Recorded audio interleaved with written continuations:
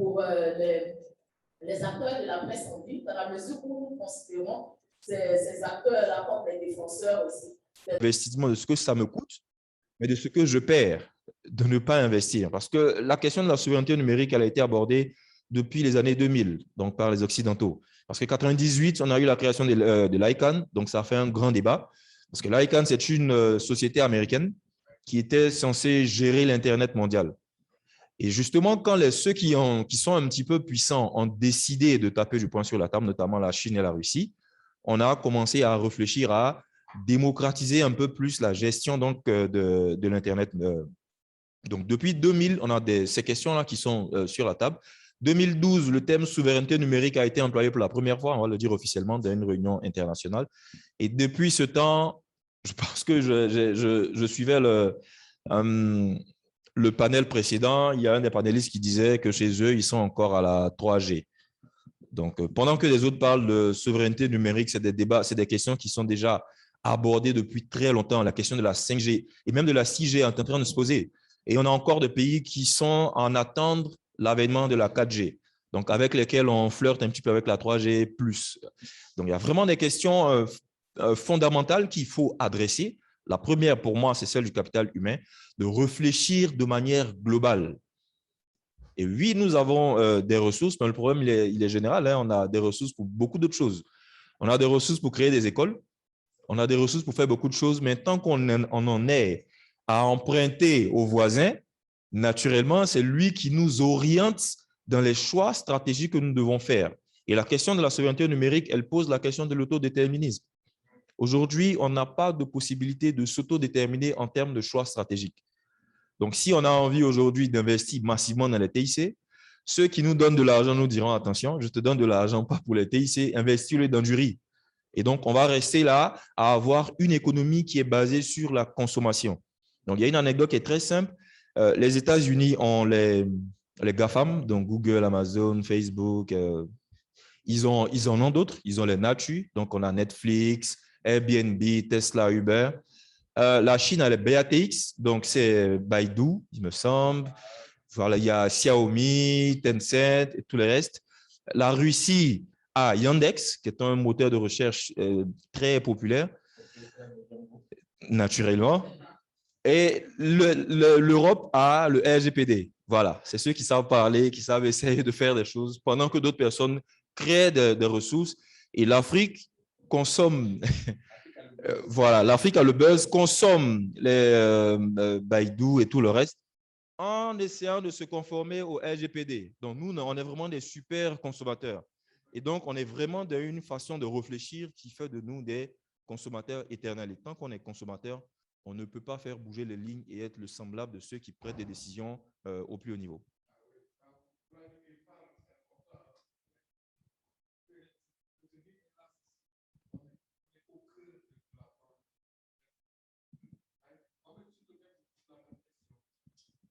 En fait, pour renchérir par rapport à ce que Vladimir dit, et il a bien posé le propos, on a recréé exactement le même schéma de colonisation, mais dans le numérique. C'est-à-dire qu'on a accepté les contraintes d'un nouvel écosystème et on a accepté d'être en bas de la chaîne et d'assumer les erreurs de ceux avant nous, d'être un peu, moi j'appelle, je prends un exemple, hein, vous allez voir, c'est très bête en fait. Le débat qu'on a dans la vraie vie aujourd'hui, c'est l'Afrique est devenue la poubelle de l'électronique. Donc, les vieilles voitures, les vieux ordinateurs, tout ça, on nous les refile. Mais c'est exactement le même schéma qu'on a ramené dans l'économie numérique. Tout le monde va très vite et nous, on refait exactement le même schéma. C'est-à-dire que si les gens passent de la 1G à la 5G, nous, au lieu de venir à la 5G, on va aussi faire 1G, 2G, 3G, même s'ils ont 20 ans d'avance sur nous. C'est-à-dire qu'ils sont à la 4G, en train de passer à la 5G, et ils vont nous revendre leurs équipements pour qu'on installe de la 2G et qu'on passe à la 3G et qu'on passe à la 4G et ainsi de suite.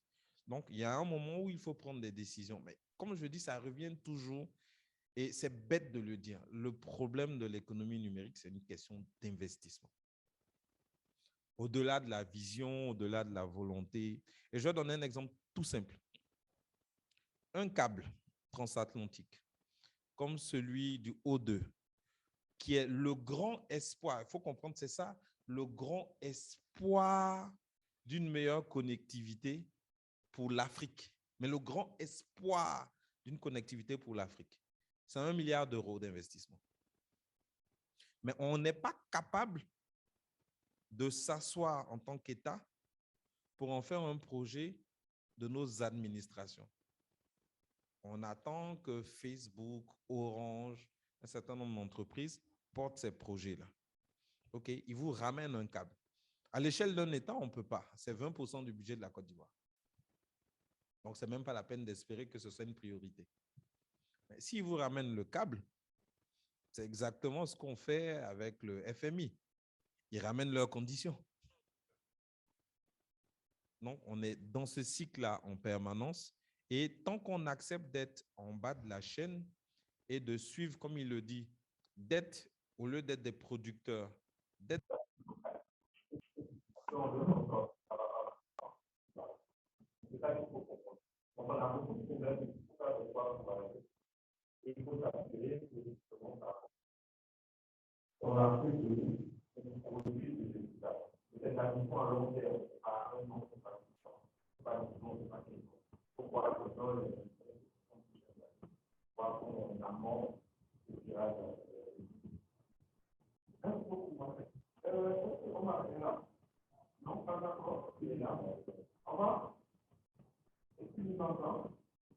Je suis là, mais je ne vous entends pas très bien par contre.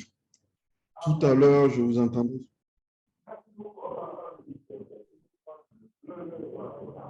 Oups. Il y a une petite dégradation là.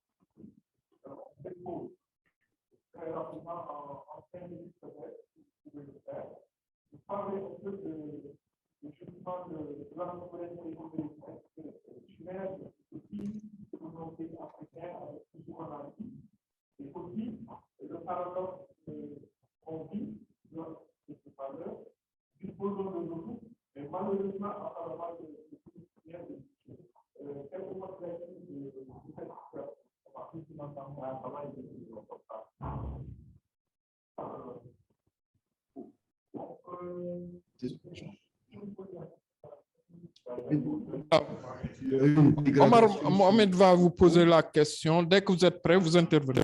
Voilà. Vous entendez, Omar? Vous nous entendez? J'entends très bien maintenant. Donc, d'accord. allez-y.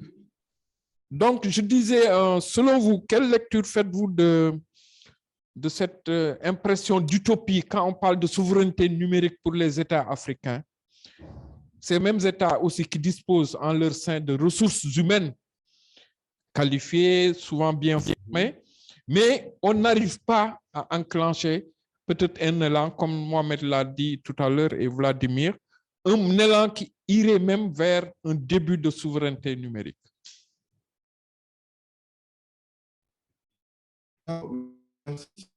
C'est super intéressant. Je dis tout à l'heure, j'ai entendu Mohamed ensuite aborder des points intéressants. Effectivement, cette notion de quand on va parler d'utopie, c'est vrai qu'on pourra utiliser ici, mais je pense que c'est Vladimir, j'ai entendu sortir cette expression pour beaucoup de choses. Il s'agit tout d'abord pour moi de capital humain. Vous savez, il y a environ une vingtaine d'années, nous avions très peu de ressources dans tous ces métiers du numérique. Depuis quelques années, nous avons de plus en plus de ressources, mais nous avons, à mon avis, nous n'avons pas atteint encore cette masse critique qui pourrait permettre de faire basculer les choses. Je m'explique. Aujourd'hui, nous avons une bonne partie des décideurs qui sont des personnes qui ont pris le numérique sur le pas. Ces personnes n'ont toujours pas ces réflexes qui nous permettraient, je dirais, de prendre les bonnes décisions. Omar, Et là, est-ce que vous c'est pouvez quelque chose juste qui couper compte. votre vidéo pour nous permettre d'avoir une meilleure, au moins, audition de ce que vous êtes en train de dire? Au moins, si c'est possible. Merci. D'accord. Voilà, merci. Donc, je repars. Merci. Donc, je reviens un peu en arrière. Mon propos, en fait, concerne surtout le capital humain. Comme je l'ai dit, il est vrai que nous avons aujourd'hui énormément de personnes qui sont formées dans le domaine du numérique, mais ceci reste encore insuffisant. Il y a de nouveaux métiers qui arrivent, il y a des métiers qui vont disparaître, mais l'élément important, c'est surtout au niveau des décideurs. Nous avons des décideurs d'aujourd'hui, de ceux qui devraient impulser ces éléments qui vont nous amener vers cette souveraineté-là, qui sont des personnes qui sont arrivées sur le tard sur le numérique, qui sont des personnes qui, pour une bonne part, voient toujours cela comme virtuel. Bien sûr, nous voyons dans la plupart de nos pays, on parle maintenant de ministère de l'économie numérique. Mais ce sont surtout des termes ronflants, parce qu'en fait, si on regarde bien qu'est-ce qu'ils prennent en compte, qu'est-ce qui est considéré par eux comme de l'économie, c'est surtout les opérateurs. En gros, c'est ce qu'ils regardent, alors que nous avons plus. Et Mohamed l'a dit, c'est bon que je revienne dessus, nous sommes des consommateurs. Nous consommons énormément. Mais il faut que nous gardions en tête qu'aujourd'hui, nous sommes à une époque où les mêmes outils qui nous permettent d'être des consommateurs sont des outils qui, pour une bonne part, peuvent nous permettre d'être des producteurs. Et là, c'est un point sur lequel nous n'avons pas suffisamment capitalisé. Aujourd'hui, je ne vous dirai pas que du jour au lendemain, nous allons avoir, comme Vladimir l'a dit, peut-être des constructeurs comme Cisco, comme Fortinet ou comme HP qui viennent du continent. Mais pas seulement ça, nous pouvons aussi avoir, je dirais, des producteurs qui vont aller sur les éléments pour lesquels nous avons de quoi asseoir les bases de cette souveraineté. Je ne sais pas s'il a été abordé parce que je suis arrivé un peu tard. Toute cette partie, par exemple, du libre, de l'open source, en fait, qui est un vivier important. Mais même au niveau de l'open source, nous sommes beaucoup plus consommateurs que producteurs. Alors que voilà un élément à partir duquel nous sommes en mesure de faire un certain nombre de choses. Tout ceci pour dire que, pour ne pas faire plus long, c'est que cette souveraineté numérique dont nous parlons, elle peut paraître aujourd'hui une utopie, mais quand on y regarde de plus près et qu'on adresse les points les plus importants, pour moi, le capital humain, ce n'est pas vraiment une utopie. On aura cette possibilité de faire changer les choses. On a déjà cette possibilité aujourd'hui. Mais cette masse critique-là, il faut que nous l'atteignions très rapidement. C'est-à-dire que nos décideurs doivent de plus en plus devenir des personnes qui comprennent en fait ces enjeux du numérique, ces enjeux de la souveraineté. De nombreux pays dans la sous-région ouest africaine ont des niveaux disparates, par exemple en termes de gestion des données personnelles, en termes d'éléments liés à la souveraineté. Mais tout ceci aussi parce que les personnes qui sont à la tête de la plupart de ces organismes, souvent, soit ce sont des fonctionnaires en fin de service qui sont récompensés, soit d'autres récompenses politiques, mais nous ne mettons pas des personnes qui comprennent vraiment. Il est vrai que nous voulons des administrateurs, mais nous voulons aussi des personnes qui comprennent. Et tout ceci concourt, je dirais, à la question du capital humain qui reste la base, en fait, pour pouvoir asseoir une éventuelle souveraineté numérique. Ok, Omar, merci. C'est très gentil. Je vous retrouve tout à l'heure sur la partie importante en termes de solutions, de recommandations en tout cas, parce que nous sommes attendus, ce panel attendu sur quand même quelques axes de recommandations pour la plénière, et c'est important. Avant de vous poser peut-être l'avant-dernière question, je voudrais juste qu'on prépare quand même une interaction avec la salle, s'il y a des questions, des interventions, parce que ce serait dommage de ne pas profiter quand même de l'expertise aussi des uns et des autres sur le sujet. Je vois toutes les personnes qui sont là sont assez passionnées. Et là, c'est important. Cher, organise-moi ça. C'est toi qui connais ta famille. Voilà. Voilà.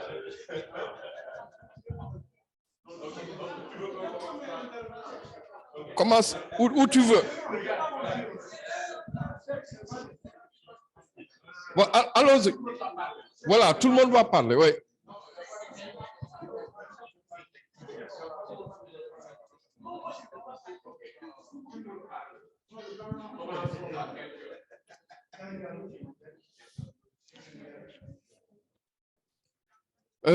Parle fort, bien, s'il te plaît. On ne t'entend pas bien. Ah oui. Tout à l'heure, Djabi a évoqué la question de l'investissement. Je pense que nous devons mettre l'accent plutôt sur la culture numérique, la littératie numérique, le mindset, avoir l'état d'esprit digital, l'état d'esprit. Je pense que c'est ce qui nous manque. Je pense que c'est très, très dangereux d'être dirigé aujourd'hui, en 2021, par quelqu'un qui ignore ce qu'est l'algorithme, les codes. Celui qui ne sait pas coder ne peut pas diriger au XXIe siècle.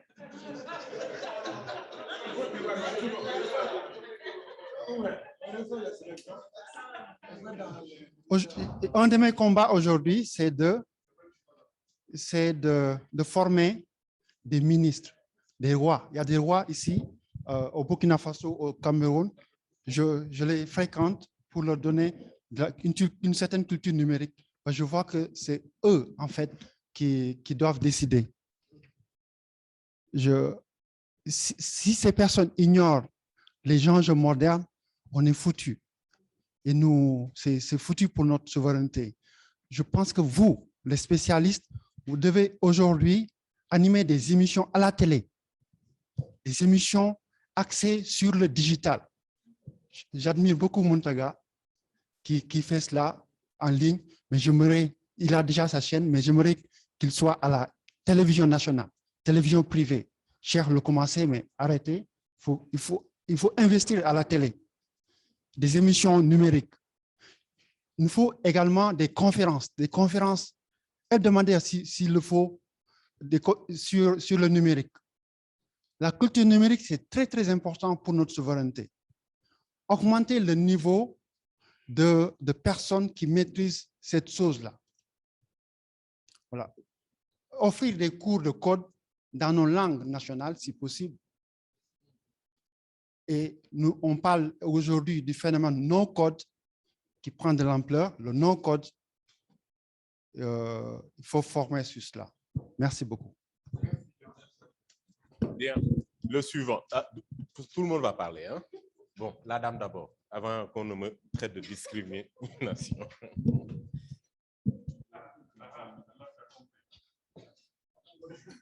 Bon, moi plutôt j'ai des questions. C'est Fatima, je suis une volontaire africativiste pour la gouvernance locale ouverte.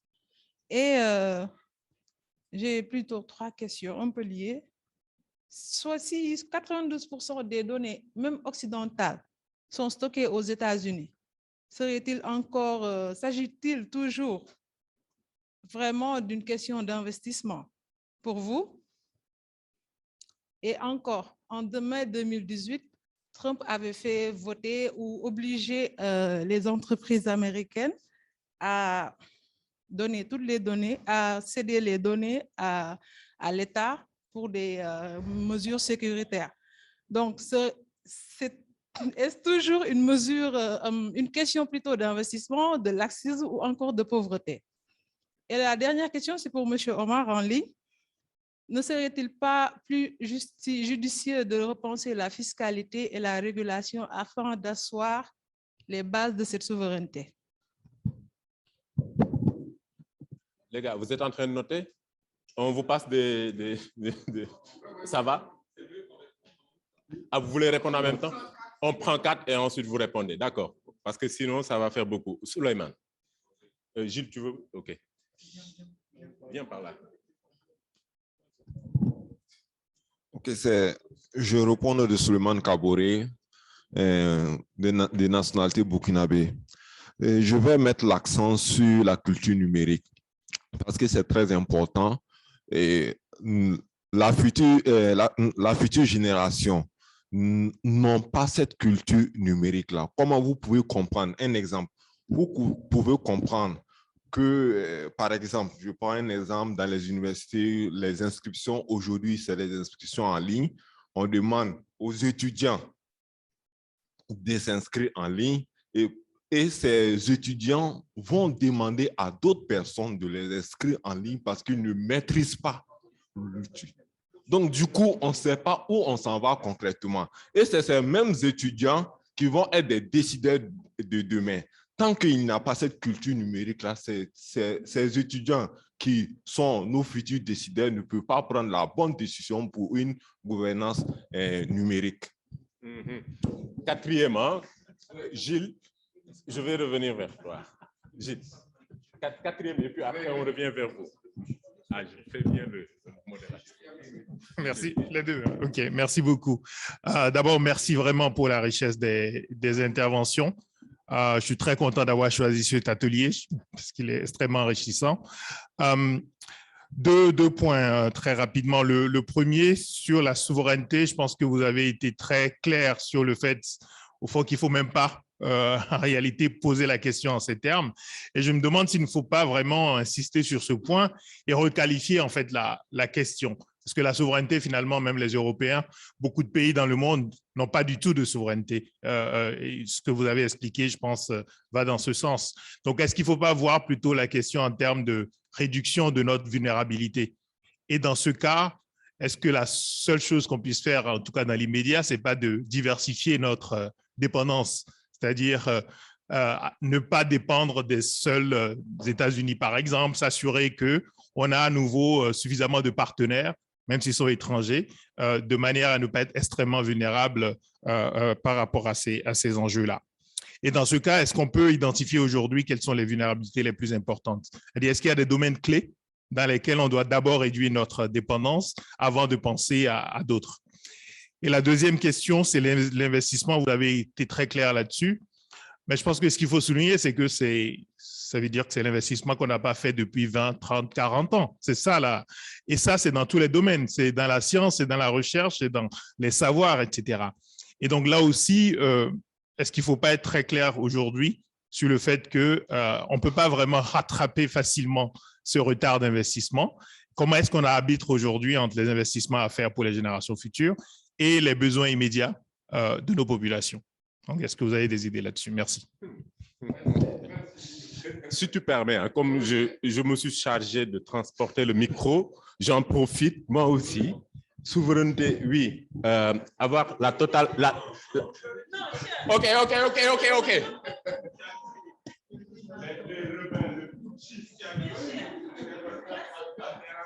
Bon.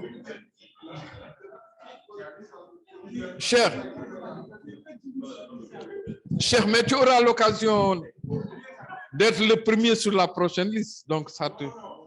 Ah bon, Ismaël refuse, hein? Bon, allons-y rapidement.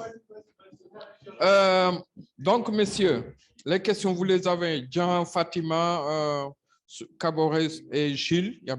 Donc, en gros, Jean, il a fait une belle contribution sur le code et le no-code, nouveau phénomène qui nous guette un peu. Fatima a posé des axes sur la régulation et justement la souveraineté. Et la question, elle vous renvoyer une question pertinente sur l'approche utopie. Est-ce que c'est juste l'utopie quand on sait que 92% de nos données sont de l'autre côté. Donc, c'est une question assez piègle de Fatima à laquelle il faut répondre. Gilles nous challenge un peu, vous challenge dans le sens qu'est-ce qu'il ne faut pas inverser même la thématique en disant que comme vous avez presque élaboré que la souveraineté numérique c'est presque perdu, est-ce qu'il ne faudrait pas changer d'angle et parler peut-être de réduire notre dépendance et notre vulnérabilité et quels en seraient les ressorts? Voilà. Et la question par laquelle il a terminé, si mes notes sont exactes, c'est la question de l'investissement. Est-ce simplement une question d'investissement? Est-ce que ce retard déjà constaté dans l'investissement qu'il a décrit, et comment aussi la question de l'investissement actuel se pose dans cette perspective globale de ce problème d'investissement? Je pense que j'ai résumé un peu, hein, d'une façon très laconique les interventions. Messieurs, la parole est à vous.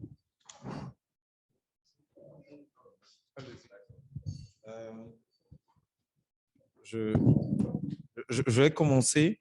Je vais commencer déjà par poursuivre le propos de Diallo, donc qui a parlé justement de la nécessité de mettre en priorité l'alphabétisation numérique et le développement de la culture numérique. C'est bien, je dirais même que c'est ce qui nourrit mon entreprise aujourd'hui, parce qu'on travaille, nous, justement, sur des programmes d'alphabétisation numérique sur tout le continent. Mais il y a toujours le miroir en face qui vous ramène aux réalités. Prenons le cas de la Côte d'Ivoire. Les chiffres les plus optimistes, je dis les chiffres les plus optimistes parlent de 45% de la population alphabétisée. 45% de la population alphabétisée. Les chiffres les plus optimistes placent plus de 60% de cette population-là aux limites du seuil de pauvreté. Que voulez-vous faire pour faire comprendre à ces personnes que leur priorité, c'est d'apprendre à coder?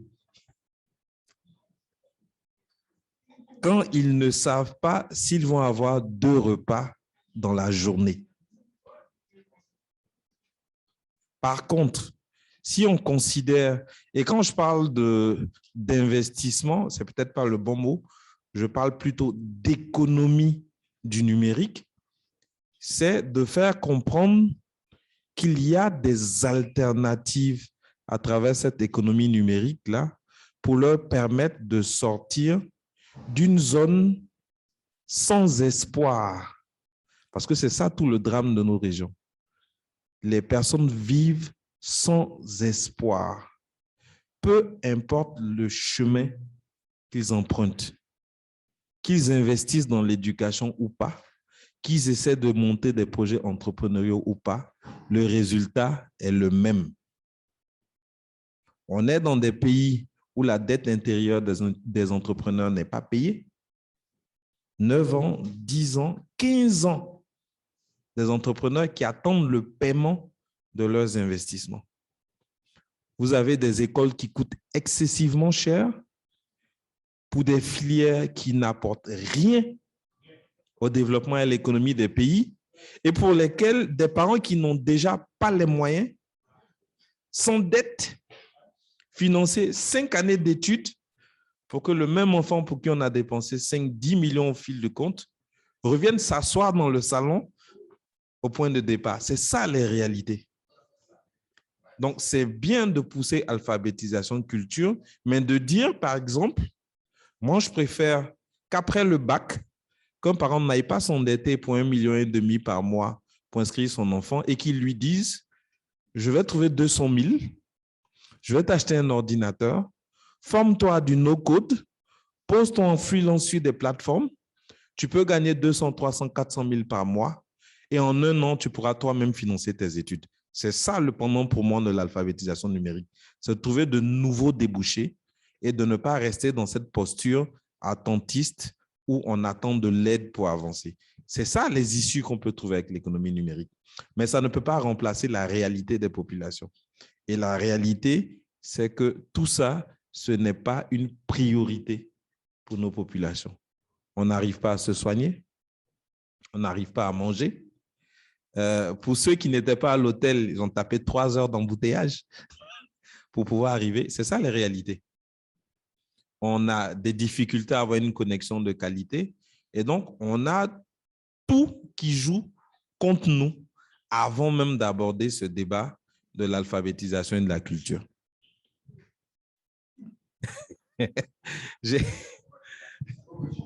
Oui.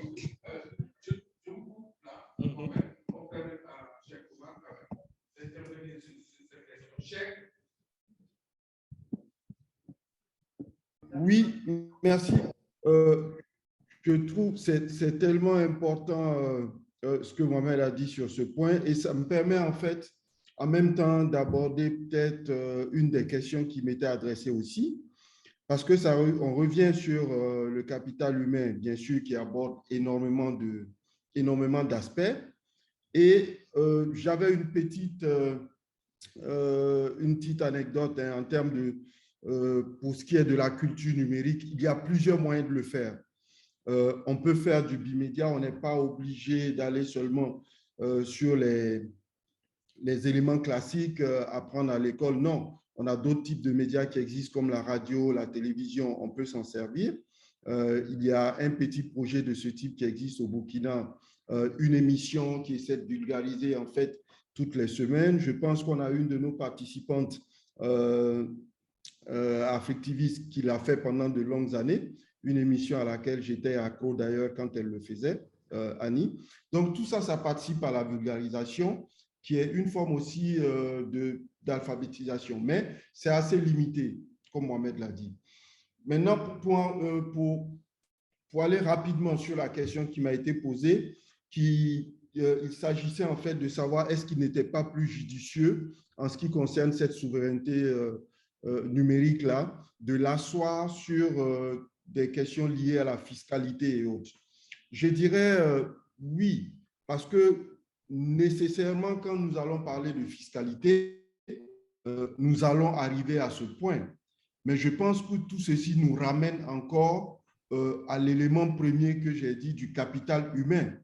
Aujourd'hui, si vous voulez être à mesure de pouvoir taxer un certain nombre de services du numérique, il faut que vous ayez des ressources capables de vous expliquer pourquoi et comment il faut les taxer.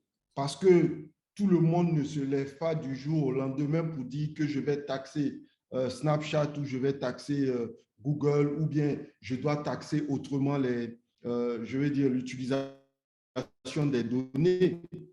Voilà. Tout ceci nous ramène à la case je dirais, capital humain. Il nous faut les ressources qu'il faut à la place qu'il faut. Ça va faire un peu cliché parce qu'on a beaucoup dit ça pendant les années 90 et 2000, mais c'est la vérité. Il nous faut les personnes qu'il faut à la place qu'il faut. Ça, c'est super important. Il faut à chaque fois revenir dessus. En même temps, je vais prendre peut-être quelques minutes pour toucher le dernier point de la dernière question qui disait est-ce qu'il ne s'agit pas plus pour nous de réduire les vulnérabilités que de parler de souveraineté. Je dirais, d'un certain point de vue, je suis d'accord avec cela. Réduire les vulnérabilités, mais tout ceci concourt à asseoir cette souveraineté numérique que nous appelons de tous nos voeux. Elle ne se fera pas du jour au lendemain, mais ce sont des petits pas à faire. Je vais vous donner quelques petits exemples. Cette année, j'ai eu à travailler comme consultant sur un certain nombre de projets pour lesquels il s'agissait de mettre en place des solutions liées à la pandémie, en fait. Et la plupart de ces solutions, c'était des solutions qui étaient fournies par de grands constructeurs, de grands noms, des logiciels que nous connaissons. Mais j'ai été agréablement surpris de voir que la plupart des partenaires qui étaient mis de la santé de l'informatique des pays concernés ont mis un point d'honneur à ce que toutes les données des patients ne partent pas sur le cloud.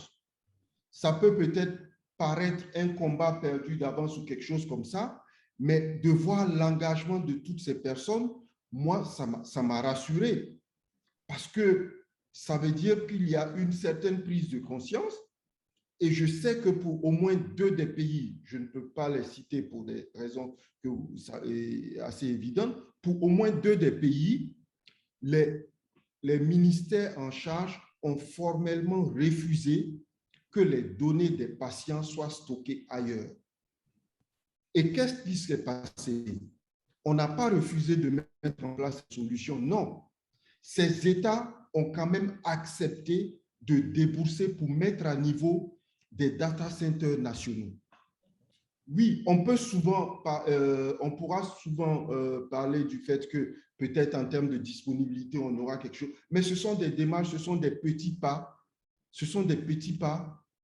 pour pouvoir arriver à ce que nous souhaitons.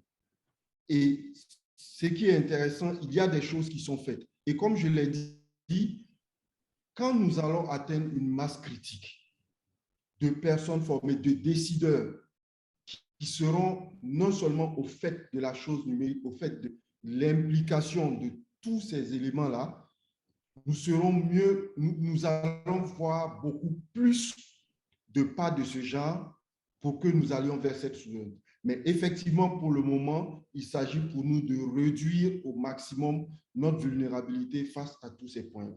Voilà, je voulais juste m'arrêter là pour laisser la parole. Générosité de votre expertise reconnue à travers le continent et ailleurs. Merci beaucoup, vraiment.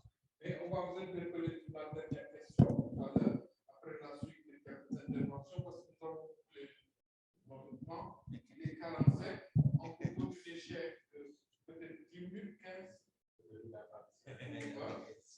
Maintenant, 10 minutes, parce qu'il y a une dernière question sur les recommandations. Qu'est-ce qu'on met sur la table pour répondre à ça? C'est ça. Et ça, prenez le temps, Vladimir et moi-même, de réfléchir à ça, le temps que les autres nous envoient aussi il y a encore des questions. Voilà, exactement. Oui, allez. Bon, comme il y a encore des questions, c'était juste pour rebondir sur 2-3 points qui ont été mentionnés par rapport aux questions. Naturellement, sur la question du code, il faudrait que tout le monde code pour diriger. Voilà, je pense que c'est un peu excessif. Voilà, il y a quelques années, les anglo-saxons disaient que code is law. Donc, le code, c'est la loi. Et aujourd'hui, on s'est rendu compte que ça ne fonctionne plus vraiment. Parce que si on doit laisser tous les aspects de normalisation aux seuls ingénieurs, ils ont des intérêts qui ne sont pas ceux des États.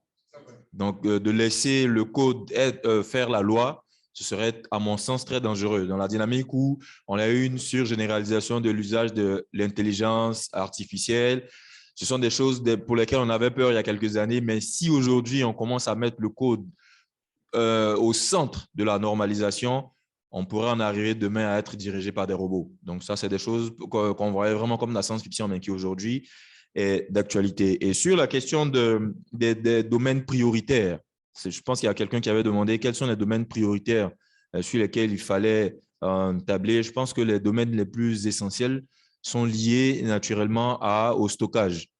Donc, le stockage, c'est vraiment ce qui est le plus important, ma foi.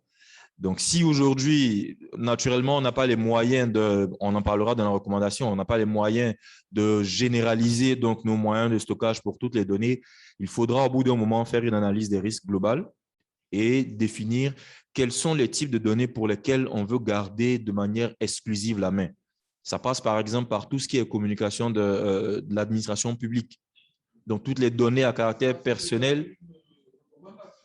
Voilà, on va y revenir. On va y revenir. Juste une petite anecdote. Pendant la pandémie, dans beaucoup de pays, on montrait qu'on a tout digitalisé, qu'on fait du télétravail.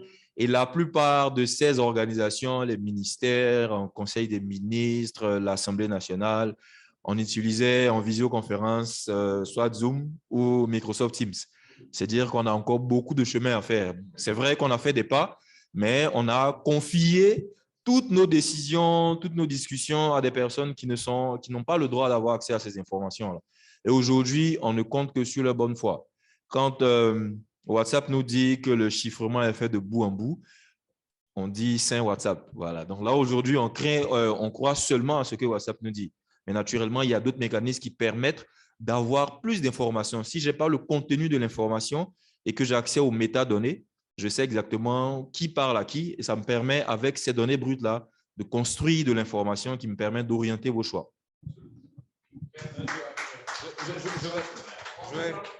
Je vais rapidement. Non, ça c'est important. Il faut que je dise ça.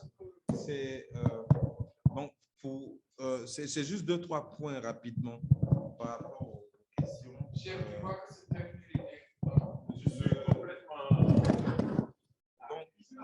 À la question concernant le problème de l'hébergement des données européennes aux États-Unis. Mais en fait, Vladimir l'a dit, peut-être il a dit rapidement, mais en fait, comme nous, les Européens sont consommateurs. Ils ne sont pas producteurs. Donc, en fait, autant on est accro à du Facebook, à du Twitter, à du WhatsApp et ainsi de suite, autant ils sont connectés à ces mêmes plateformes-là. Et c'est justement ça le problème qu'il y a avec la GDPR. Comment on pose des règles qui s'imposent à nos citoyens pour des entreprises qui ne dépendent pas de notre juridiction. Et c'est pour ça que vous regardez aujourd'hui, si vous vous loguez à partir de la France, vous verrez que ces entreprises-là vont vous dire, vous n'avez pas accès à certains de nos services parce que la GDPR chez vous ne nous permet pas de vous diffuser ces services-là. Mais la France ne peut pas imposer à Facebook d'héberger les données des utilisateurs français en France. Et ça revient à ce qu'on disait sur la problématique de création de services. Qu'est-ce qui empêche aujourd'hui un entrepreneur français de créer une alternative locale à Facebook? Rien. C'est juste la volonté, mais c'est aussi une question d'adhésion des utilisateurs. Je crée une plateforme, si je n'ai pas d'utilisateurs, bah, ça ne sert à rien. Les deux derniers points que je voulais aborder, c'est la question de l'investissement et comment trouver des solutions à ça. Je pense qu'il faut reposer la question différemment. Qui doit investir dans le numérique? À la réalité, tout ce qu'on voit qui détermine les tendances du numérique, ce n'est pas les États. C'est des entrepreneurs qui ont fait fortune dans le numérique et qui aujourd'hui guident le marché. Je veux dire, l'État américain ne dit pas à Facebook, ne dit pas à Twitter, ne dit pas à Tesla et ainsi de suite ce qu'ils doivent faire. Et c'est ce qu'on est en train de voir aujourd'hui, par exemple, si vous regardez le mobile money, ce sont les entrepreneurs qui décident et la régulation court pour essayer de s'adapter. Et donc, l'entrepreneur est toujours plus rapide. Et une fois qu'il est mieux informé, il a toujours cette capacité-là d'imposer des solutions. Maintenant, sur la question de qu'est-ce qu'on peut faire pour faire changer les choses, en dehors de faire des émissions, en dehors d'aborder ces sujets-là le plus fréquemment possible. Moi, j'ai une astuce et c'est ce que je fais avec mes clients. Tant que mes clients ne sont pas dans le domaine de l'administration, je suis dans la connaissance. C'est-à-dire, on est vraiment dans du débat d'idées, dans du débat de connaissances, dans de la confrontation par rapport à des enjeux.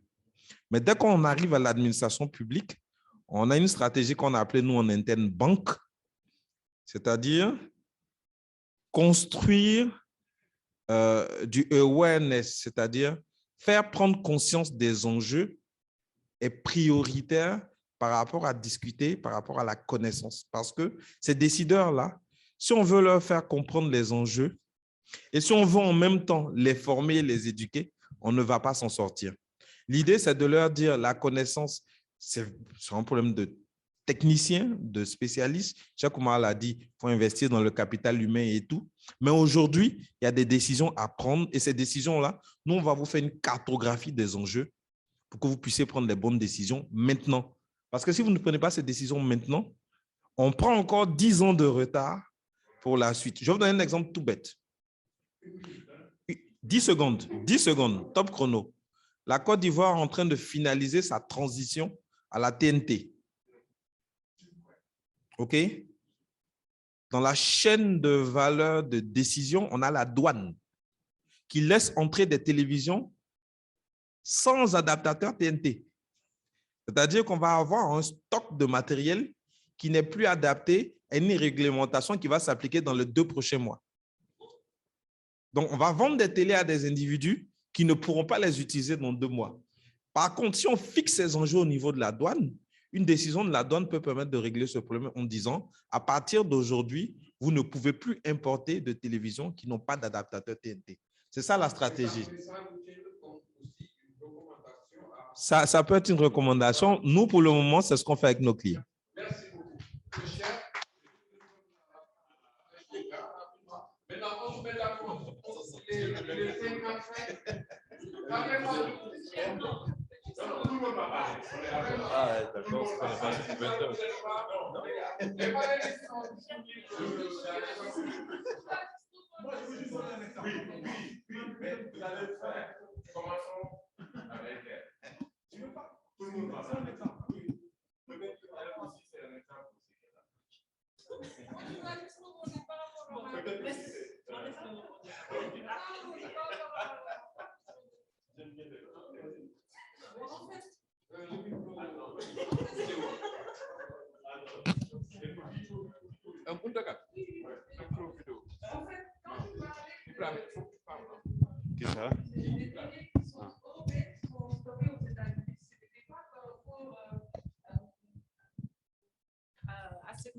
À ce manque de volonté. C'est juste pour parler de...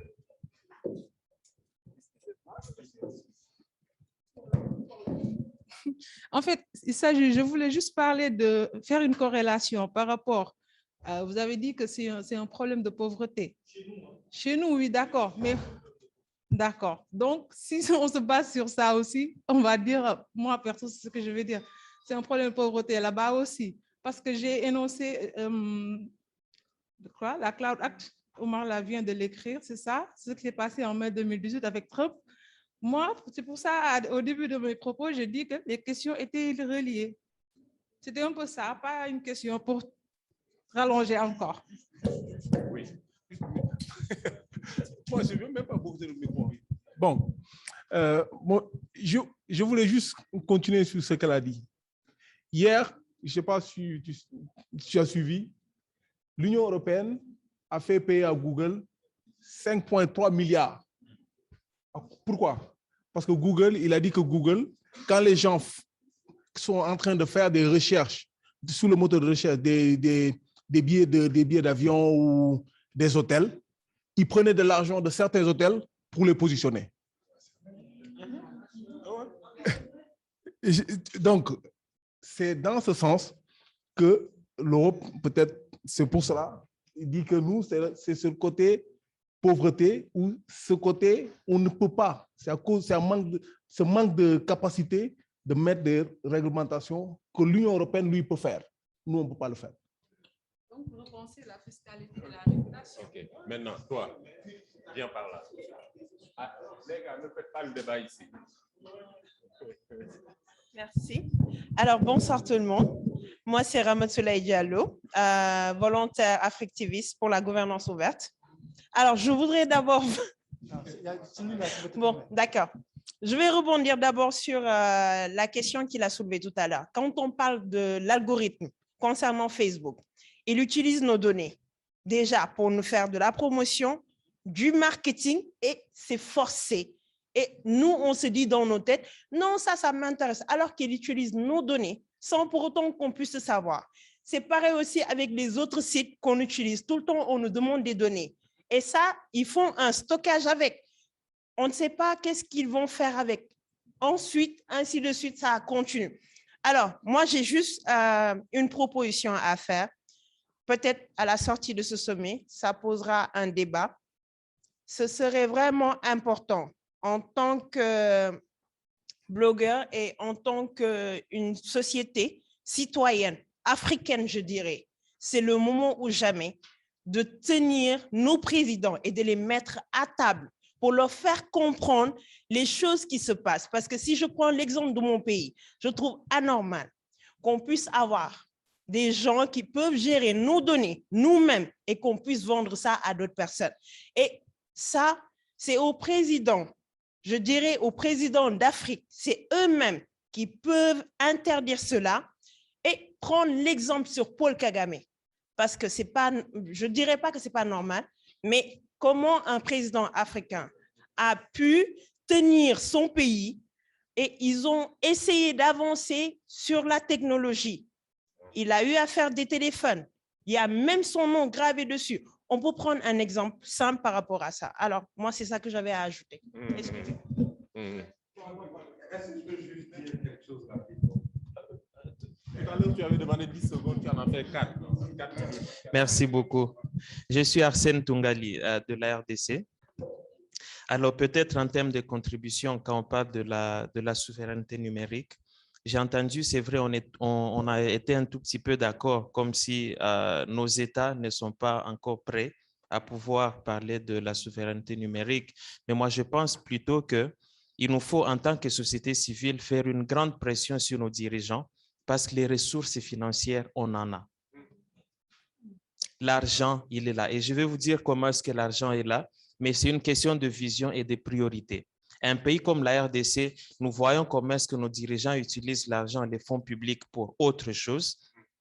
Juste un exemple, le président il rentre de sa tournée internationale et le gouvernement a mobilisé plusieurs millions de dollars à donner aux gens pour aller l'attendre à l'aéroport. Cortège à l'aéroport pour attendre le président parce qu'il rentre. Tout cet argent-là est utilisé pour des fins qui ne sont pas des bonnes choses, alors que cet argent pouvait être investi dans des choses qui sont beaucoup plus intéressantes. Alors, s'il nous faut parler de la souveraineté numérique, je crois aussi qu'il y a certains préalables par lesquels il nous faut commencer.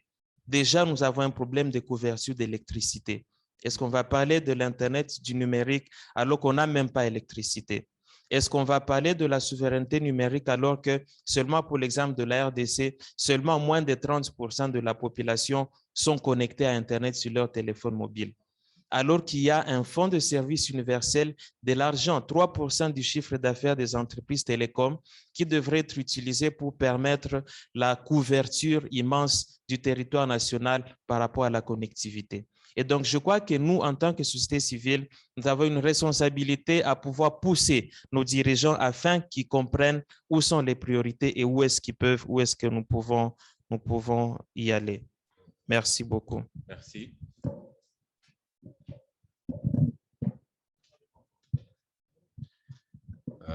Bonjour à tous.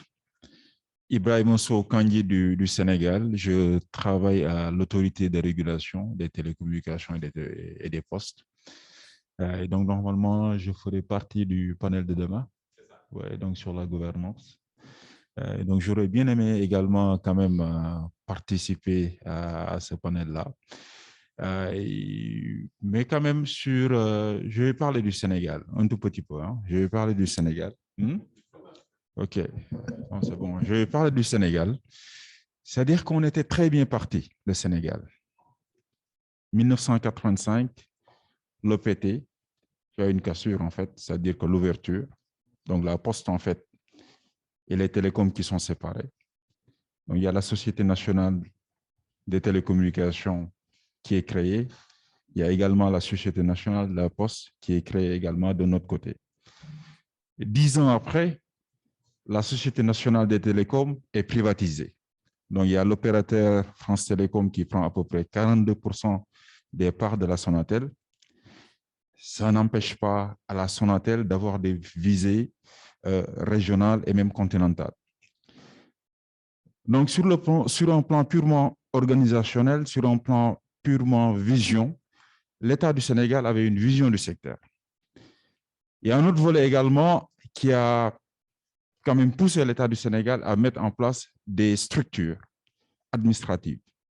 Ça a été le cas de l'ARTP du Sénégal, ça a été le cas de la CDP, c'est-à-dire que c'est la Commission de gestion des données personnelles. C'est le cas également de l'Agence de l'informatique de l'État. l'ADIE, en fait, sa mission, c'est surtout, par exemple, mettre en place des infrastructures, tout et tout.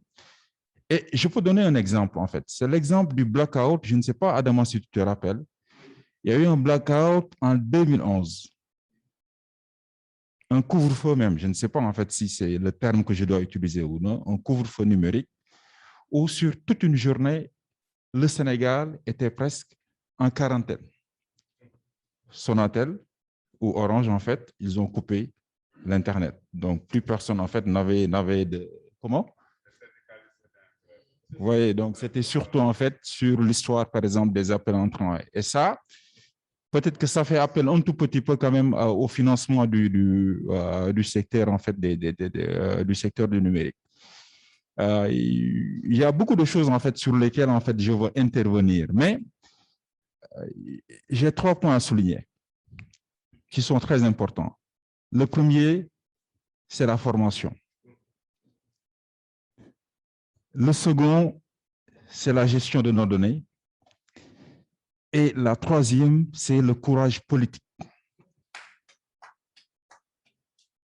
Sur le volet formation, aujourd'hui, franchement, je suis très optimiste. Quand je vois en fait Vladimir, en fait, ses interventions, tout et tout, quand je prends l'exemple du Sénégal avec l'ESMT, il y a à peu près, je pense, 1000 à 2000 étudiants qui sont là-bas. Il y a également le cas de l'ESP, l'école supérieure, l'école polytechnique. Il y a des écoles privées qui quand même, qui donnent des formations très importantes. Et quand on remonte en fait 10 ans, 15 ans en arrière, la majeure partie des ingénieurs étaient formés en Europe ou bien aux États-Unis. Maintenant, ils sont formés au Sénégal. La deuxième chose, c'est la gestion de nos données. En 2011, en fait, j'ai eu la chance de visiter le centre de données de MTN au Ghana. Je me suis dit, mais ces gens, ils ont une vision sur 30, 40 ans, en fait, du secteur. Donc, dans nos pays, il nous faut essayer, par exemple, de voir comment gérer nos données personnelles à nous. Mais au Sénégal, quand même, il y a des avancées. Le point SN, donc en partie, là, il y a un combat, en fait, pour qu'on arrête d'utiliser maintenant, par exemple, les mails, les courriels, en fait, des Gmail ou bien Hotmail comme ça. Donc, le point SN, on est en train de faire un travail extraordinaire.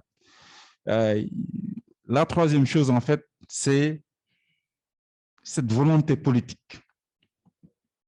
Et sur cette partie, quand même, je vais vous laisser après. Je ne peux pas trop développer. Ouais, mais en tout cas, je vous encourage. Et peut-être pour terminer, j'aurais bien aimé que des organismes comme ICANN, comme Afrinic, comme l'UAT au niveau continental, j'aurais bien aimé quand même qu'ils vous intègrent dans ce qu'ils font. C'est important. Merci.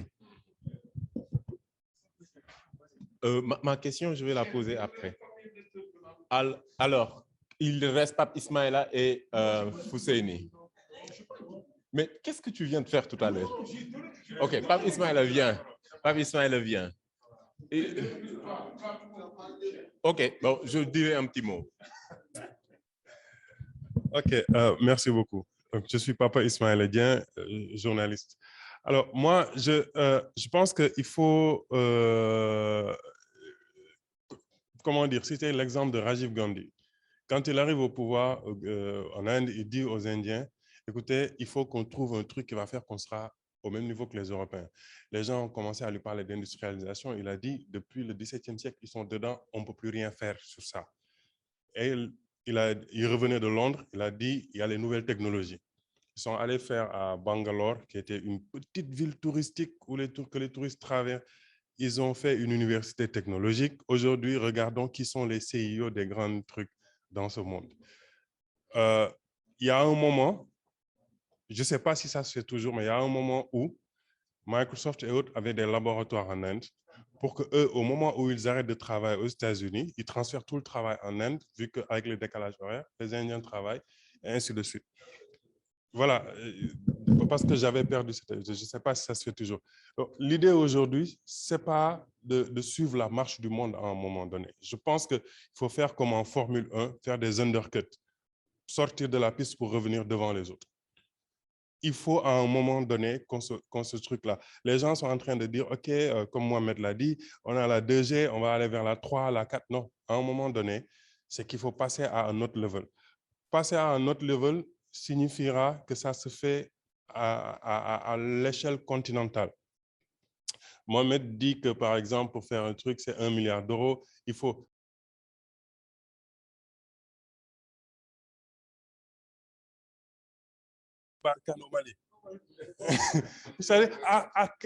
Le mot souveraineté n'existe pas dans notre système, en fait. On est en train de dire numérique, machin. Le mot souveraineté alimentaire, ça n'existe pas chez nous. Il n'y a aucun domaine dans lequel on a... Il faudrait donc qu'on intègre d'abord ce mot dans notre système. Après, on pourra y voir quel qualificatif ajouter derrière. Tu nous enfonces. On cherche des solutions et il nous enfonce. OK. Les deux derniers... OK. J'ai abordé un peu dans le même sens que Pape. Mais bon, à l'entendre, je pense que moi-même, je me suis encore perdu, sans mentir. Mais au fait, comme il l'a dit, on prend plusieurs domaines. Mais est-ce que moi, je me dis, est-ce qu'on ne va pas encore retourner au basique? Lorsqu'il n'y a pas la base, est-ce qu'on pourra parler encore? Quand vous disiez que voilà, on est pauvre, on a faim et tout ça, je me dis, au fait, il faut cette base-là, sans quoi ça ne peut pas aller. J'ai faim, tu vas me parler d'autre chose, je ne vais pas l'écouter, je ne vais pas l'intégrer. Et maintenant, au-delà de ça aussi, lorsque dans ce système éducatif qui est l'un des plus mauvais au monde, on arrive à faire émerger les excellents. Et ces excellents encore se trouvent de l'autre côté à travailler pour l'autre. Est-ce que vous pensez que dans ça aussi, on pourra s'en sortir? Parce que même quand certains excellent chez nous avec tous ces systèmes, quand moi j'entends bourse de la France pour ça, en fait, je vois ma soeur partir parce qu'elle a une bourse, elle est toute contente. Mais je dis, mais en fait, on t'amène pour que tu n'y reviens pas. Donc, j'ai dit, tu vas étudier dans ce pays, mais souviens-toi que c'est ce système-là qui t'a formé et tu dois tout à ce système-là. Alors que toutes les conditions sont réunies pour qu'elle reste là-bas. Donc, du coup, est-ce que le fait qu'on dégote encore nos meilleures graines encore, est-ce qu'on va s'en sortir? Donc, c'est la question que je me pose. Hey Joe, Yako. Le dernier. Hein? Il paraît que c'est pareil dans l'autre salle, hein? Ça chauffe aussi. Hein? Bon, moi, je continue le débat après avec les messieurs parce que j'aurais aimé être dans ce panel parce que c'est mon domaine. Mais parce que tu as travaillé. Oui, je suis volontaire affectiviste aussi. Et tu as travaillé pour Huawei. Oui, j'ai travaillé pour Huawei depuis lors et puis maintenant j'ai démissionné, je gère ma boîte. Donc, en ce qui concerne ce que monsieur a dit, le coding, je suis pour plus l'alphabétisation numérique et je fais un projet à Bissau qui s'appelle alphabétisation numérique, caravane d'alphabétisation numérique. Ce que je fais, je viens quelque part, reculer, je pose mes ordinateurs, j'apprends à la population locale qu'est-ce que c'est qu'un ordinateur d'abord. Parce que pour coder, il faut connaître l'ordinateur d'abord. Donc, pour les experts qui sont là, qu'est-ce que vous pensez de Joliba? Ils nous disent que là, on est tout fiers de partout l'Afrique de l'Ouest. Est-ce que vous pensez que Joliba, vraiment, c'est quelque chose dont on doit être fier? C'est un réseau fibre optique qu'Orange a lancé qui relie toute l'Afrique de l'Ouest avec des hubs et des pops. Est-ce que vous pensez que c'est une fierté? Pour moi, non. OK, on a fait le tour. Et moi, j'aime bien l'interaction parce qu'on a dit workshop. Ce n'était pas un panel. C'est un atelier. Un atelier, tout le monde doit participer. Et c'est l'ensemble des connaissances, l'ensemble des propositions qui deviennent plus ou moins ensuite la synthèse et la somme de ce qui va sortir ici. On a parlé de souveraineté numérique. La souveraineté, c'est la pleine maîtrise d'une chose. Il l'a dit tout à l'heure. Mais je pense qu'aucun État au monde n'arrive à avoir cette souveraineté numérique. Aujourd'hui, les États-Unis dépendent de la Chine. La Chine dépend des États-Unis. L'Europe dépend des États-Unis. Ainsi de suite. Par contre, moi, ce que j'appelle souveraineté numérique, c'est le fait de ne pas dépendre totalement des autres. Il ne faut pas hypothéquer notre dépendance. Donc, qu'est-ce que nous avons et que nous allons maîtriser et que nous allons nous contrôler? Parce que nous savons que c'est un monde ouvert, on est dans un cyberespace, nous dépendons des autres. Quand on est en interconnexion, c'est parce que ta présence me permet d'exister, Ubuntu. Et donc, dans ce cas, il faut que moi, j'arrive à gérer une partie de ma responsabilité. Et je pense que c'est sur ça qu'on doit aller. Comment?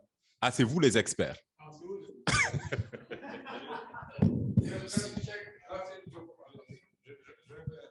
Bon, maintenant, le challenge pour vous, c'est de ramasser tout ça. Rapidement, en 2 minutes, et ensuite, dire peut-être en 3 ou 5, entre 3 et 5 recommandations, quelques idées simples à fixer en termes de recommandations de ce groupe magnifique pour la plénière. Si vous avez des recommandations, En une minute, je vais faire un exercice. Non, en une minute, je vais faire un exercice. Vous allez voir ce qu'on peut faire avec une simulation de vulnérabilité numérique. Chaque fois, vous allez soit lever la main, soit baisser la main. Qui a sa carte d'identité nationale? Ceux qui n'en ont pas, vous voyez, vous êtes déjà en vulnérabilité. Je change la question. Qui a sa carte d'identité nationale éditée par son État? C'est-à-dire, ce n'est pas une entreprise étrangère qui fabrique la carte d'identité.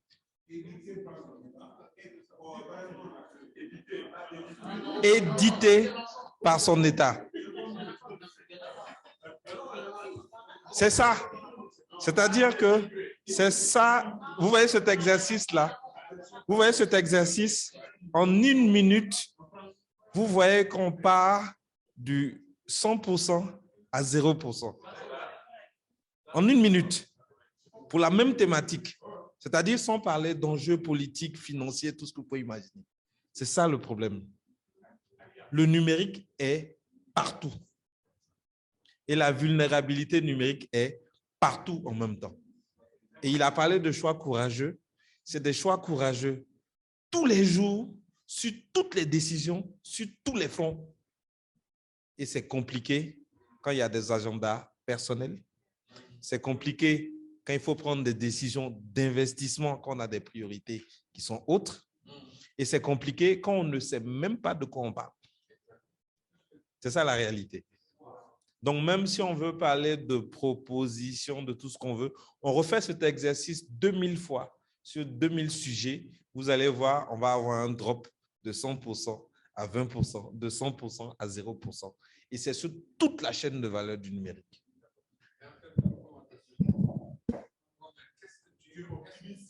Qu'est-ce que tu pourrais mettre sur la table quand même, qu'on ne s'arrête pas sur l'impression d'utopie, etc. Moi, j'ai une devise. J'ai une devise depuis 20 ans. Cherchons l'argent. Ce que nous sommes capables. Oui, mais c'est ce que je dis. Ce que nous sommes capables de faire si nous aliénons cette dépendance de l'environnement politique, on ne pourra jamais l'atteindre à essayer de convaincre des personnes de comprendre ce qu'on voit. On peut tout changer du jour au lendemain si on en a les moyens. Et donc, c'est ça le premier débat. À défaut, on peut regarder comment éduquer, comment alerter, comment sensibiliser, comment surtout, dans cette position peut-être qu'on a au niveau d'Africtiviste, empêcher certaines actions de se faire. Parce que certains choix, nous sommes comptables de ces choix pour minimum 10, 15, 20, 30 ans. On a parlé tout à l'heure du data center. Si vous investissez dans un data center et que c'est un mauvais choix, vous ne pouvez pas faire machine arrière avant 10 ans. C'est-à-dire, non seulement vous êtes trompé, mais les 10 prochaines années, vous n'avez pas la possibilité de poser une autre action dans le même domaine. Donc, 20 ans de retard, 10 ans d'attente, 30 ans de retard sur une mauvaise décision.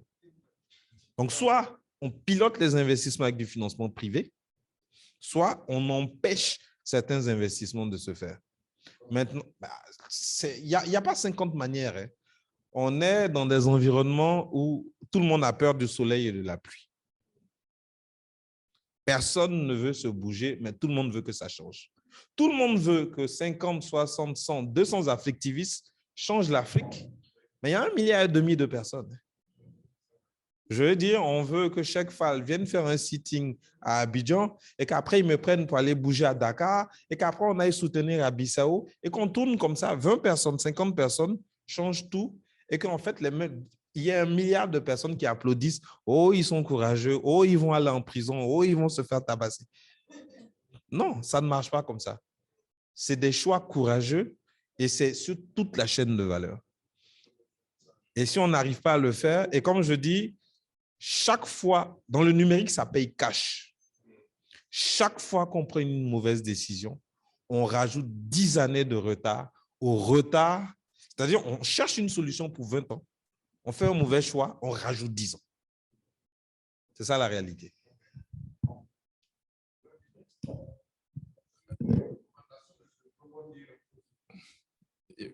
Oui, bien sûr. Moi, je suis foncièrement afro-optimiste. Oui, on a peut-être employé des termes qui peuvent faire peur de prime abord, mais quand on parle d'utopie, ce n'est pas une utopie absolue. Donc, relativement en l'état, nous ne sommes pas en mesure de parler de souveraineté, mais naturellement, il y a des indicateurs, donc des signaux faibles qui montrent que naturellement, nous sommes encore dans la dynamique de prendre le virage numérique. Donc, on a raté beaucoup de révolutions, révolution industrielle et toutes les autres. Et sur la révolution numérique, je pense que nous avons la volonté. C'est déjà ça. La question de la souveraineté numérique, pour terminer, elle devrait être plutôt comprise comme la base, c'est le substrat de tout. Donc, une économie numérique, tout ce qu'on entreprend, il faudrait que nous, quand je dis nous, jeunes qui travaillons pour l'État et ceux qui sont dans le secteur privé, que nous puissions fédérer les efforts naturellement à la société civile de sorte à faire comprendre dans un premier temps les enjeux. Parce que oui, quelqu'un l'a mentionné, on a des personnes qui sont là, qui sont au poste de décision, mais qui ont été éduquées à la télévision cathodique. Ils partaient à l'école, on avait encore de grosses télés. Et aujourd'hui, les technologies ont changé, les choses ont évolué et ils sont toujours aux affaires. Donc, naturellement, il faut trouver le juste équilibre entre ceux qui ont cette nouvelle vision, alors cette compréhension plus étendue donc, des enjeux de technologie, et ceux qui sont aux affaires. Parce que quoi qu'on dise, le numérique ne vient pas changer nos habitudes culturelles. Donc, on va développer les plus belles applications, mais ici, quand on aura un doyen de 70 ans, on va le préférer à un jeune de 25 ans, quoi qu'il ait toute la connaissance. Donc, voilà, il y a une dynamique culturelle qu'il faut prendre en compte. Donc, à nous de trouver les bonnes solutions pour créer un dialogue constructif entre nous qui avons donc cette vision plus moderne, donc évoluer les technologies, et les anciens. Parce que comme dans nos villages, le jeune, il voit, on dit que le jeune, il peut aller très vite, mais le doyen de là où il est assis, il voit plus loin. Donc, il faut garder notre identité culturelle. Et de l'autre côté, une thématique, une réflexion importante, la souveraineté numérique, elle pose la question de l'autodétermination. La question qu'il faut se poser, c'est à qui profiterait une autodétermination de nos États? C'est une question fondamentale. Qui sont ceux qui ont intérêt que nos États soient indépendants? Je pense que le terme, il est lâché. Dans la vraie vie, est-ce qu'il y a ces pays-là qui ont intérêt que nous soyons indépendants? S'ils ne sont pas pour que nous soyons indépendants du point de vue de la gestion de nos populations, gestion de nos élections et tout le reste, et naturellement, ils ne vont pas être pour que nous soyons indépendants dans le numérique. Ceci dit, il reste tout de même des pistes de solutions, donc quelques recommandations, si vous permettez que je les partage rapidement. Donc, le premier point, ce serait de maîtriser les infrastructures et les ressources critiques. Donc, on va dire tout ce qui est câbles, sous-marins. On a 98% du trafic mondial d'Internet qui passe par ces câbles-là. Et aujourd'hui, on représente, nous, en tant qu'Afrique, je dirais moins de 2%. Parce qu'on a pratiquement rien. Donc, il faudrait qu'on puisse développer une identité africaine donc du câble, donc avoir nos propres réseaux de câbles, quitte à ne pas avoir 95% du câble mondial, mais d'avoir déjà des choses chez nous. Donc, des États peuvent se mettre ensemble pour décider qu'on va faire venir un câble ou on va faire atterrir un câble qui aura une dimension nationale. Donc, de l'autre côté, il faut également que nous puissions investir dans l'innovation de sorte à ce que des jeunes puissent créer du matériel, pas que du matériel informatique. Je pense qu'une intervenante parlait des téléphones qui sont faits aujourd'hui au Kenya. On a un Ivoirien qui avait développé une tablette éducative. C'est déjà de bonnes initiatives. Il faut encourager cela. Mais derrière, il faut s'assurer également que tout ce qu'on a comme composants puisse être également réalisé en Afrique par des Africains et par des locaux. Parce que c'est bien beau de faire des ordinateurs, des téléphones qui vont être estampillés, Kagame, tout ce qu'on veut. Mais quand le processeur il est fabriqué en Chine, naturellement, la Chine est celle qui décide comment est-ce que ton téléphone réfléchit. Voilà, donc ça également, il faut le regarder. De l'autre côté, il y a la question liée au moteur de recherche. Aujourd'hui, ce n'est pas la technicité qui manque. De se mettre ensemble, une, deux, trois organisations, 2, 3 pays, on pourrait créer des moteurs de recherche qui vont être typiquement africains, où on y ferait des recherches sur du contenu africain, en langue africaine. Et quelqu'un disait que plus on va utiliser Google, même quand on aura toutes nos données stockées chez nous, on va leur donner l'essentiel de notre façon de réfléchir. Parce que quand j'ai besoin d'une voiture bleue, je l'écris sur Google. Pendant 5 années, Google sait quels sont mes goûts. Qu'est-ce que je voudrais faire dans les 5-10 prochaines années. Donc, on peut investir pour développer des moteurs de recherche locaux. Et la Chine l'a bien réussi également, et ils ne sont pas plus intelligents que nous. De l'autre côté, sur la question des data centers, oui, ce sont des questions qu'il faut regarder, mais il faut être, comme Mohamed le disait, quand on se trompe dans ce domaine-là, c'est un retard supplémentaire qu'on va rajouter à celui qu'on a déjà pris. Donc, il faudrait, ma foi, aller sur des data centers qui ne soient pas des investissements très importants, mais sur lesquels on pourrait cibler de stocker des données les plus sensibles. J'entends données sensibles, tout ce qui a trait à l'état civil, par exemple. Les communications des conseils de ministres, les documents officiels. Déjà, ceci et tout ce qui a trait à la défense, sécurité intérieure, défense, on peut commencer par stocker ces données-là, se faire la main et puis comprendre qu'on a les capacités de garder pour nous les données les plus sensibles parce que naturellement, on ne pourra pas vivre en vase clos. Donc, avoir l'idée même d'avoir un Internet que pour nous, c'est une idée qui ne peut pas prospérer. Donc, très rapidement, le second axe, c'est celui de favoriser l'émergence d'acteurs africains dans le domaine du numérique. Donc, je pense que Cheikh Oumar demandait de parler un petit peu du Cloud Act. Et il faut que les dirigeants africains aient le courage, au bout d'un moment, de faire du protectionnisme éclairé.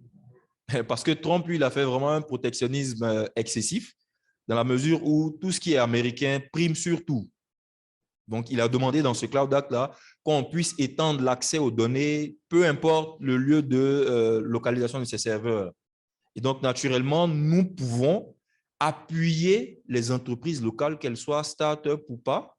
On voit malheureusement dans nos pays, quand il y a un appel d'offres, quand même on est conscient qu'il y a de la compétence d'une entreprise locale, une start-up, on va préférer donner le marché à, sans vouloir citer de nom, mais ces grands opérateurs-là. Et naturellement, c'est quelque part céder une part de la souveraineté de l'État. Et les 2 derniers points sur lesquels je voulais terminer, c'est celui qui a trait à l'éducation. Donc, modifier un petit peu le paradigme de formation. Qu'on ne forme pas des jeunes ingénieurs ou alors qu'on n'éduque pas au numérique en s'appuyant exclusivement sur des technologies et des outils qui sont développés par les autres. Parce que tant qu'on va continuer à former des gens à être experts en Microsoft, experts en Cisco, experts en, j'ai envie de dire Huawei également, bon, naturellement, il n'y a plus à Huawei, on peut le dire, tant qu'on va continuer à former nos ingénieurs sur des technologies développées par les autres, notre évolution va être subordonnée à l'évolution de leur technologie. Donc, il faudrait, dans ce sens-là, privilégier l'open source, par exemple, qui est une très bonne alternative. Donc, permettre aux gens d'avoir une vision à 360 degrés et après pouvoir orienter les choix stratégiques. Parce que quand on forme des jeunes ingénieurs sur Microsoft, sur Huawei et tout le reste, demain, quand ils sont dirigeants, ils se mettent tous ensemble pour demander à Huawei ou à la Chine de faire le siège de l'Union africaine. Et le dernier, c'est vraiment dans la réforme du système de pensée. Je pense que ça, c'est le point le plus important. Ça, naturellement, ça part sur tous les aspects de sensibilisation numérique, mais notre système de pensée doit changer. Et on voit l'exemple très simple des pays qui sont en connotation anglo-saxonne. On voit l'évolution qu'il y a eu dans ces pays-là, Parce que justement, on n'attend plus d'aller faire 5-10 années d'ingénieur, d'être bardé de diplômes. Mais à partir de l'instant où je sais utiliser mon téléphone, où je sais quoi en faire, je peux, même si j'ai faim, utiliser mon téléphone pour créer de la richesse et avoir moins faim. Donc, c'est sur ces points que je terminerai. Merci. Merci. Oui, cher Omar, on va terminer avec cher Omar. Vraiment, pour que cher, avec votre expérience, comme je l'ai dit, un peu à travers le continent et ailleurs, vous nous mettez sur la table très rapidement pour qu'on termine cette séance. Donc, les recommandations, les belles idées peut-être que vous avez à mettre sur la table sur ce sujet qui nous a réunis cet après-midi. Cher. D'accord. Merci encore. Laissez-moi juste dire un petit quelque chose. Je suis tout aussi optimiste que Vladimir parce que j'ai observé ces 20, je dirais les 20-25 dernières années, comment le numérique a fortement, je dirais, impacté sur nos sociétés. Vous savez, aujourd'hui, il y a des choses formidables qui sont faites, mais que nous ne voyons pas. Quand on parle de l'impact du numérique aujourd'hui, moi, je ne vois pas simplement les smartphones que nous tenons en haute. Je vois, par exemple, le fait qu'au Burkina Faso, l'année dernière, on a distribué les intrants agricoles aux paysans à travers une petite application en USSD sur des téléphones mobiles et que les gens avaient des portefeuilles. Le paysan qui est quelque part, qui n'a même pas d'électricité, mais il a son téléphone mobile, il pouvait avoir son portefeuille pour pouvoir aller récupérer les intrants qui avaient été mis à sa disposition par le ministère. Ça, par exemple, c'est une utilisation que moi, j'ai aimée et c'est tout ceci que j'appelle ces paysans aujourd'hui, ça ne les stresse plus de savoir qu'ils ont quelque chose qui est dans leur téléphone. C'est une partie de prise en main du numérique qui veut dire qu'on peut faire des bons, on peut faire de véritables bons aujourd'hui. Pour aller maintenant sur ces recommandations, je vais aller très vite en termes de recommandations. Nous avons parlé d'infrastructures, nous avons parlé, mais pour moi, il est des secteurs de base. Ce sont ces secteurs, pour moi, qui sont à mesure aujourd'hui de nous permettre de réduire notre vulnérabilité, notre dépendance, et c'est à partir de ces éléments que nous devrions partir. Le premier secteur, pour Mohamed l'a dit, Vladimir aussi l'a un peu évoqué, c'est l'identification et l'état civil. Aujourd'hui, dans nos pays, nous ne pouvons plus nous permettre de ne pas avoir nos données d'état civil. On ne peut pas se permettre aujourd'hui des centaines et des centaines de millions, des dizaines de milliards, soi-disant pour refaire des fichiers électoraux. C'est du gaspillage et excusez-moi du terme, c'est un foutage de gueule. Aujourd'hui, nous avons tous les outils pour que tout ceci se fasse très bien et que les données soient chez nous. Nous n'avons pas besoin aujourd'hui qu'une entreprise vienne de Guadalajara ou je ne sais où pour venir nous apprendre à faire une base de données pour stocker ces éléments-là. Et pour pouvoir investir dans une base de données ou du moins dans un data center pour nos données d'état civil, on peut le faire. Donc, le premier point, l'état civil, il faut que nous reprenions la main sur l'état civil, sur l'identification dans nos pays. Ça, c'est la base. On peut le faire. Le second point, pour moi, après l'état civil, après l'identification, ce sont les données liées à l'économie et aux finances. Aujourd'hui, les données fiscales, je veux dire les données douanières et tout ça, nous ne pouvons pas nous permettre d'utiliser des solutions qui hébergent ces données-là ailleurs et pas chez nous. Ce n'est pas normal. Notre souveraineté que nous appelons sur plein de points, c'est surtout là aussi. Parce que si nous ne maîtrisons pas toutes ces informations et qu'elles sont réutilisées par les autres justement pour nous maintenir dans cet état de dépendance-là, nous serons perdants. Alors qu'aujourd'hui, nous avons tous les outils qu'il faut pour cela. Il faut juste un peu plus de courage, comme ça a été dit par les uns et les autres. Donc, les informations économiques et financières. Je vous donne un exemple. Combien de personnes savent, par exemple, que dans l'espace de l'UEMOA, qu'à chaque fois, nous sommes obligés de remplir des informations pour soi-disant un système d'information de crédit gardé par la BCEAO. mais que ce système-là est mis à disposition des États-Unis. Combien de personnes savent que c'est mis à disposition des États-Unis?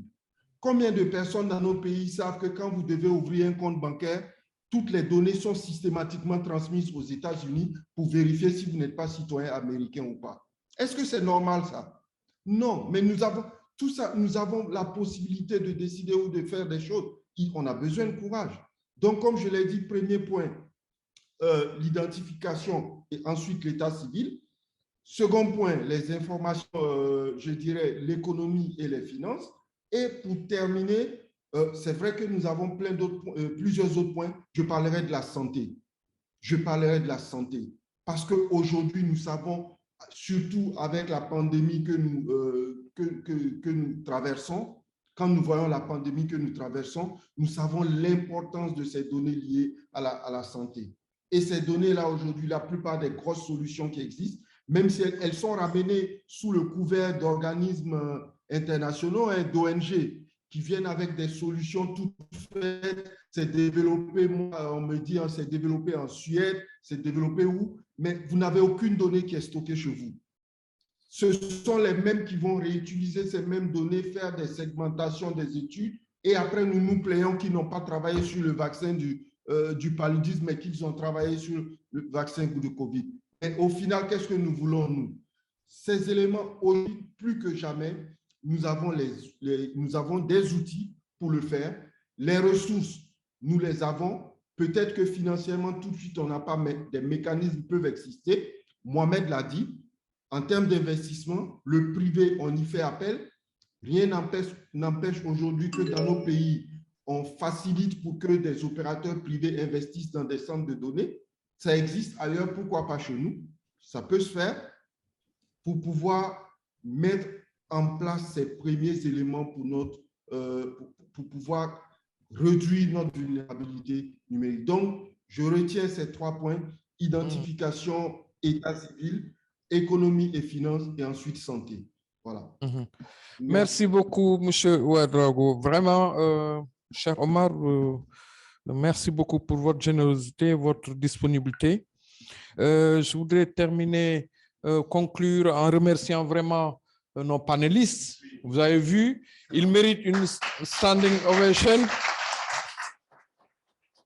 Je l'avais vendu au départ, mais je pense que l'assistant n'a pas été déçu. Je pense que c'est ça qui fait la fierté de nos pays. Quand on dit ressources, c'est ça. Et c'est des milliers, il y en a des milliers, des centaines de milliers de Vladimir partout dans tous les pays. Mohamed, n'en parlons pas. J'ai voulu faire parler ma consoeur Alia, mais elle a préféré non, on va attendre demain et se concentrer sur son rapport, mais c'est pour juste rassurer les autres. J'ai tout fait pour qu'elle intervienne, qu'elle pose une question, mais elle a voulu être concentrée sur... Oui. Il y a 15 ans, 14 ans, c'est des experts venus de France, des États-Unis. Oui. Exact, Vladimir et Mohamed, effectivement. Merci, merci. Voilà, c'est ça l'image. Donc, merci. Ça a été un panel de coproduction entre les panélistes et vous-même. C'est ça qui est beau ce soir. Et donc, toutes les recommandations et belles idées ont été notées. Les idées de nos brillants panélistes qu'on remercie et vos brillantes idées aussi, contributions, ce qui fera une belle production qu'on va essayer de présenter peut-être fidèlement demain. En tout cas, nous vous remercions vraiment d'être restés si tard et on s'excuse vraiment de l'heure tardive à laquelle cette séance a pris fin, cher. Merci, merci. Avant de partir, je voudrais vous demander d'applaudir vraiment Adama Sow pour avoir animé ce workshop. Il travaille à la commission de protection des données à caractère personnel à Dakar. C'est l'une des toutes premières commissions créées en Afrique de l'Ouest d'ailleurs. Et donc, il fait partie des experts. Il est très humble, il parle des autres magnifiquement, mais il ne parle pas de lui. Et donc, c'est l'occasion de parler de lui et de le présenter. Il fait partie aussi de ceux qui nous ont inspirés, de ceux qui nous ont vraiment guidés dans ce qu'on est en train de faire. Et il continue de le faire d'ailleurs. Remercier aussi Cheikh Omar. Je sais qu'il est toujours là, il est malade, il est souffrant, il voulait être là avec nous, mais vous voyez le sens de l'engagement d'un africtiviste. pour rien au monde, il allait rater cette session-là. Même sur un lit d'hôpital, il allait le faire. Parce que c'est ça aussi, notre engagement. C'est ce que Mohamed fait, c'est ce que Vladimir fait, c'est ce que Jean et les autres, c'est ce que nous faisons et c'est ce qui nous anime. Et c'est ce dont le continent a besoin. Donc, merci et des applaudissements pour Cheikh Omar. Et puis, remercier Vladimir vraiment pour sa pertinence et Mohamed, on connaît aussi son franc-parler. Il a été direct. Il nous a dit les choses cash. Maintenant, nous avons un dîner avec la BAD tout à l'heure. La journée est longue. Désolé. Encore une fois, quand j'organise, on me fait la remarque que je ne laisse pas d'espace de respiration dans les programmes. J'entasse tout. Donc, on a juste le temps de se détendre un peu et puis après, on se retrouve à côté pour dîner ensemble avant de se séparer. Merci et à tout de suite. Merci.